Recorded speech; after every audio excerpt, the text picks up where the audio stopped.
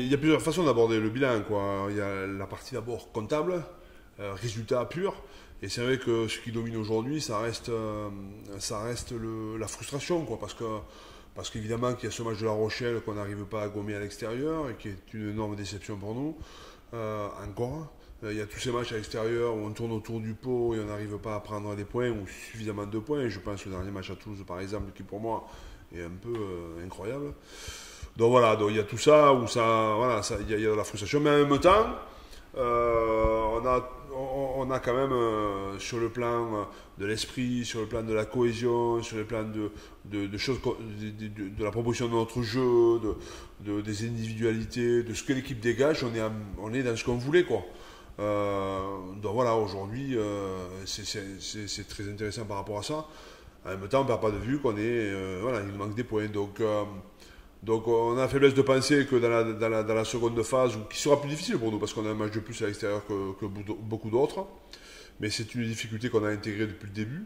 On n'a pas été capable de l'assumer en perdant ce match contre La Rochelle. Donc il faut qu'on soit capable de se retrousser les manches, et puis surtout il ne faut pas changer, quoi. Voilà, garder cette cohésion de club, de groupe, de staff, d'équipe très importante pour moi. Continuer à bien travailler, ce que font les gars aujourd'hui, c'est incroyable.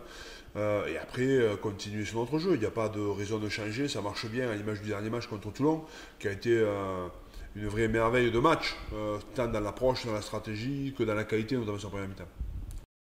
On va attaquer la troisième intersaison, quasiment, en termes de recrutement. Donc on est arrivé la première année, il y a eu déjà pas mal de mouvements, mais pas beaucoup. Il y avait pas mal d'arrivées, avec 9 ou 10 arrivées. La deuxième année, c'est-à-dire la saison dernière, il y a eu quand même beaucoup de rotations, avec 17 départs, 14 arrivées.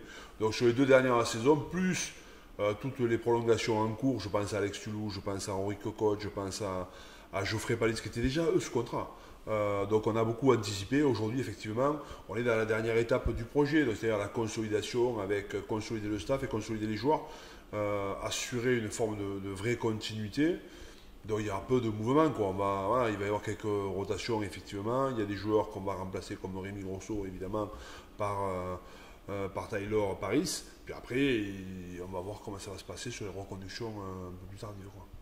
J'ai toujours pensé que le joueur de rugby devait rester quelqu'un de simple, quoi, parfaitement intégré dans son environnement, notamment dans son territoire, et surtout quand tu habites ou quand tu vis dans des petites villes, comme c'est le cas à Castres, comme c'était le cas à moi à Oyo par le passé.